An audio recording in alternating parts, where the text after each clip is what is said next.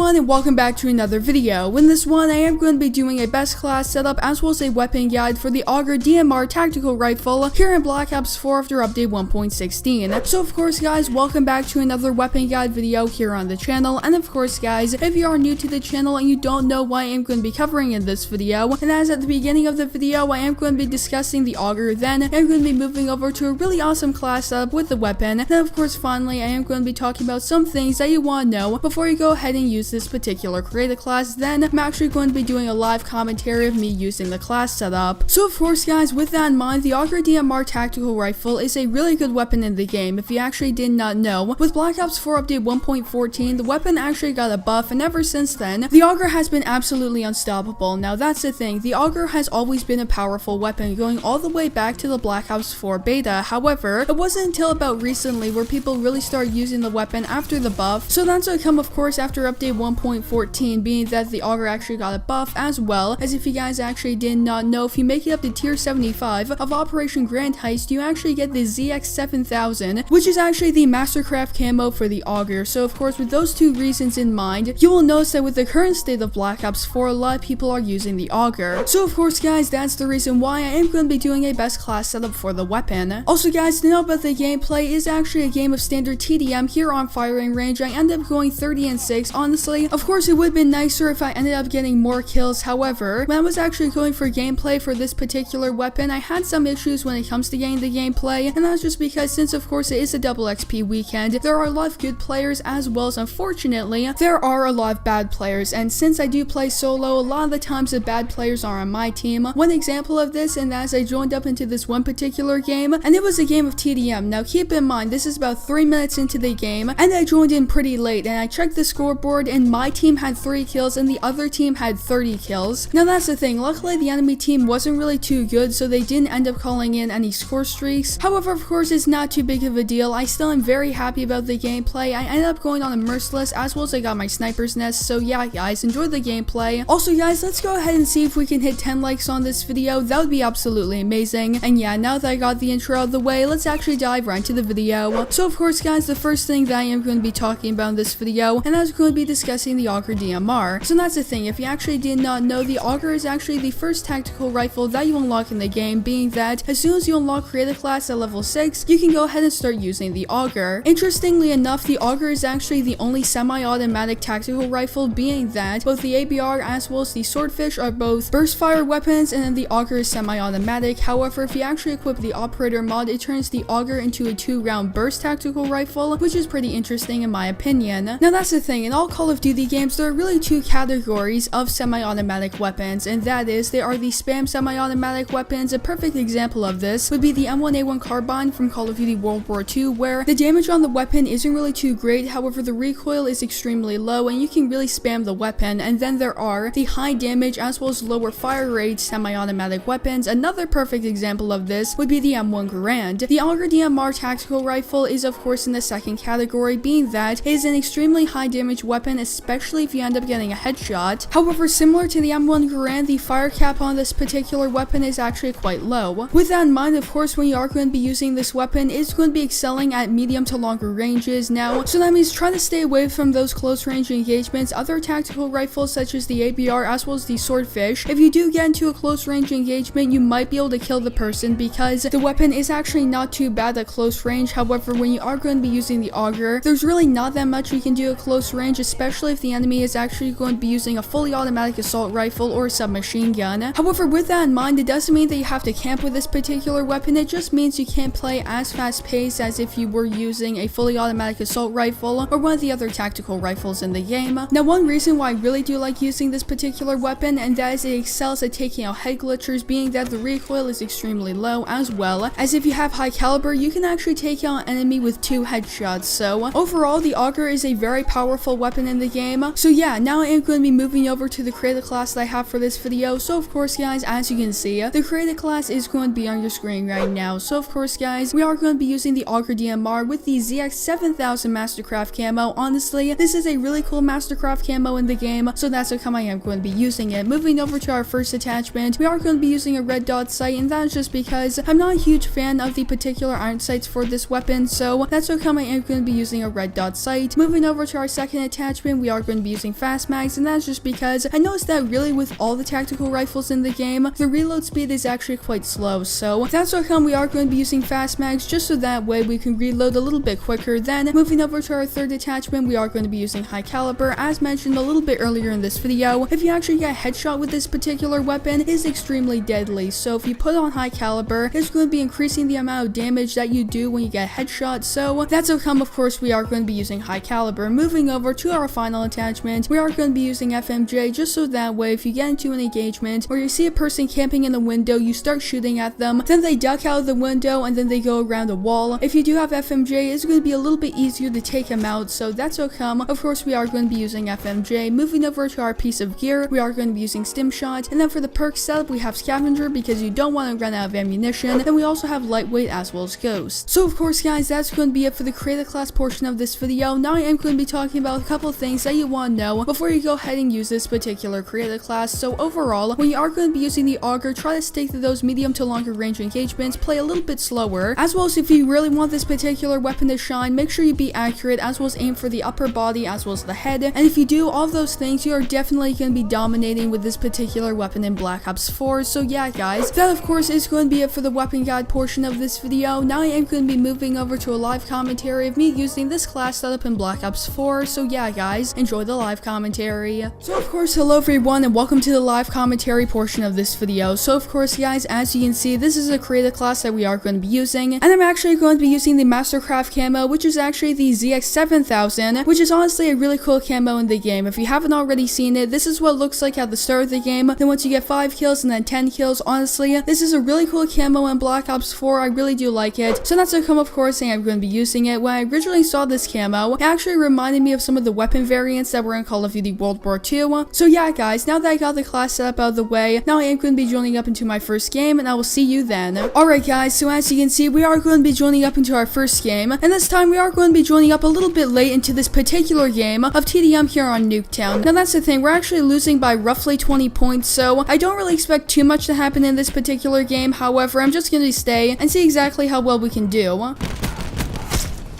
Alright, there we go, we just got our first kill. Now that's the thing, I kind of have to stay in the houses, and that's just because the enemy team actually has a drone squad as well as a sniper's nest. And there we go, that's actually another kill. And another one, and wait a second. Alright, there was actually a sniper right in our spawn. Alright guys, so as you can see, we are going to be joining up into our second game, and this time of course we are going to be playing a game of TDM here on Nuketown. Now that's the thing, for this particular game I'm actually going to be playing it all the way from the beginning, and not over halfway through the game when the enemy team has a drone squad as well as a sniper's nest. Alright, there we go. Now that's the thing, right now I hope my teammates end up doing a little bit better, because currently I actually have over 50% of my team's kills. Enemy located. Okay, there's another kill. Okay, that was actually a headshot. I'll definitely take that. Alright, right now I'm actually going 10-4, which isn't really too bad. However, unfortunately, the enemy team actually just called in a sniper's nest, because I'm going 10-4, however, the next person is actually going 5-7. Oh my goodness. Sniper helicopter over there. And alright guys, as you can see, this is actually the second stage of this particular camo. So that's the thing, there's a sniper's nest out there, so I'm just gonna sit in this building. I know I don't really like to do that, I like to play more aggressively. However, I'm not really trying to get sniped right now. So you gotta do what you gotta do. And I'm out of ammunition, okay. Well, there are 2 scavenger packs, so we're actually doing pretty well. Alright, there we go, that's another kill. So yeah guys, that's where I'm going to be ending off this video. I hope you enjoyed it, and if you did, don't forget to leave a like on it down below, as well as make sure to subscribe and turn on post notifications so that way you guys will not miss a new upload from me. So yeah guys, that's going to be it for this video. I hope to see you in the next one.